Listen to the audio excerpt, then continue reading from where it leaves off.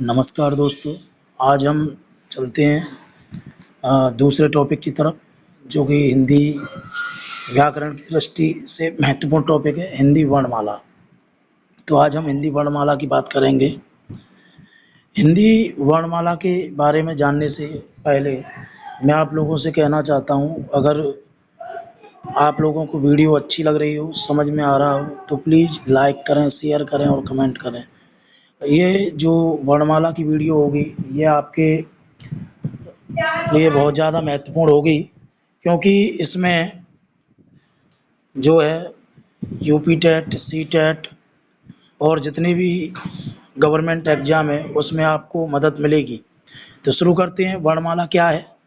किसी भी भाषा के वर्णों यानी अक्षरों, ध्वनियों के व्यवस्थित और क्रमबद्ध समूह को वर्णमाला कहते हैं। हिंदी वर्णमाला देवनागरी लिपि में लिखी जाती है। हिंदी वर्णमाला में कुल 52 वर्ण होते हैं, जिन्हें मुख्य रूप से दो भागों में विभाजित किया गया है, स्वर और व्यंजन। स्वर वे वर्ण होते हैं जिनका उच्चारण स्वतंत्र रूप से किया जाता है, यानी जब हम उन्हें मुख से बोलते हैं तो बिना किसी रुकावट के हम डायरेक्ट उन्हें बोल लेते हैं, बिना कोई रुकावट के, बिना किसी घर्षण के स्वर को बोला जाता है, यानी किसी अन्य वर्ण की सहायता नहीं ली जाती है स्वरों को बोलने में। आधुनिक हिंदी में 11 स्वर माने जाते हैं। अ, आ, इ, ई, उ, ऊ, र, ए, ओ, औ। स्वरों के भेद: ह्रस्व स्वर, दीर्घ स्वर और प्लुत स्वर, ये 3 स्वर होते हैं। ह्रस्व स्वर, इनके उच्चारण में कम समय लगता है, यानी एक मात्रा का समय लगता है, जैसे आ, ई, उ, र। दीर्घ स्वर, इनके उच्चारण में ह्रस्व स्वर से दुगना समय लगता है, यानी जब हम दीर्घ स्वर को बोलेंगे तो समय जो है वो डबल हो जाएगा, जैसे आ, ई, उ, ए, ओ, औ। प्लुत स्वर, इसके उच्चारण में ह्रस्व स्वर से तिगुना समय लगता है, तिगुना यानी 3 गुना समय लगता है इसके उच्चारण में। तो जैसे हमने बोला ओम, जैसे कोई व्यक्ति दूर खड़ा है, उसे बुलाया, जैसे उसका नाम राम है तो हमने बोला राम, तो ये जो लंबा उच्चारण हो रहा है, यही जो है प्लुत स्वर कहलाता है। अब बात करते हैं आयोग वाह। ये ना तो पूरी तरह स्वर होते हैं और ना ही व्यंजन। तो कहने का मतलब यह है कि हम इन्हें स्वर और व्यंजन में जो है इंक्लूड या काउंट कर सकते हैं। ये अंग और ह होता है, यानी अब उच्चारण ह का उच्चारण होता है। व्यंजन की बात करें, व्यंजन वे वर्ण होते हैं जिनका उच्चारण स्वरों की सहायता से किया जाता है।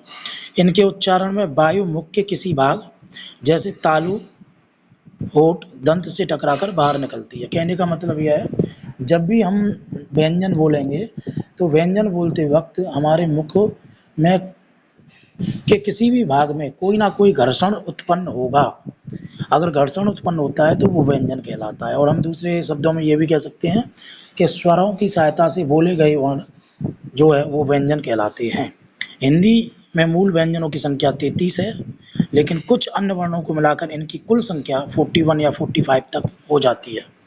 व्यंजनों के मुख्य भेद: स्पर्श व्यंजन, ये 5 वर्गों में बांटे गए हैं। हर वर्ग में 5 वर्ण होते हैं, जैसे का वर्ग, चा वर्ग, टा वर्ग, ता वर्ग, पा वर्ग। का वर्ग क, ख, ग, घ, ड़। चा वर्ग च, छ, ज, झ, झ। टा वर्ग ट, ठ, ड, ढ, ड़। ता वर्ग त, थ, द, ध, न। पा वर्ग प, फ, ब, भ, म। इनकी कुल संख्या जो है वो 25 होती है, 25 होते हैं। अंतस्थ व्यंजनों की बात की जाए, ये स्वर और व्यंजन के बीच की ध्वनियाँ हैं, य, र, ल, व।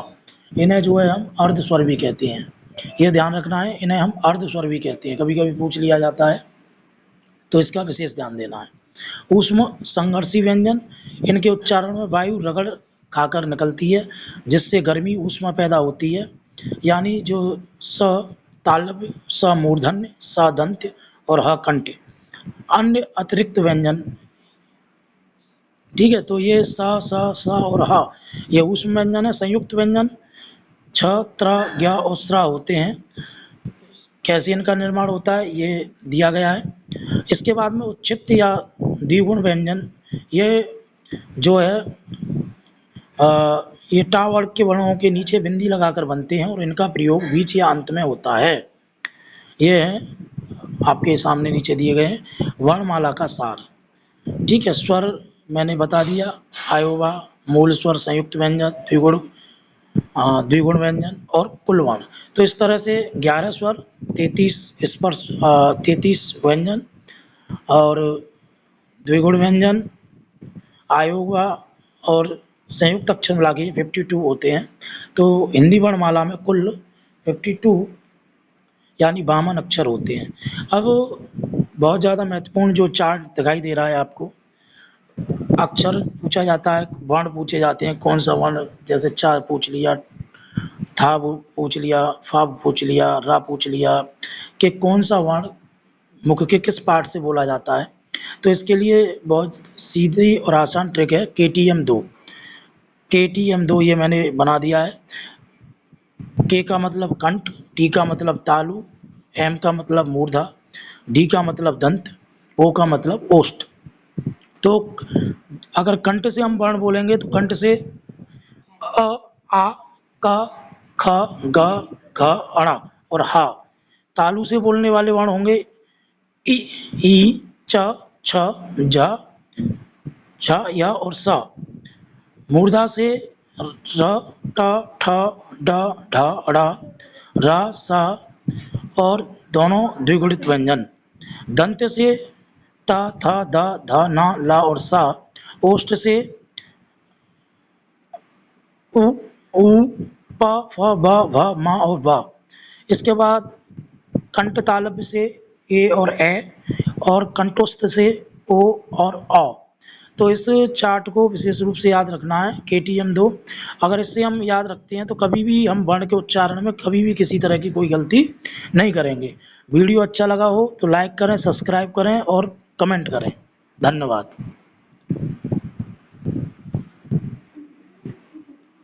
तुम तो यार वही अब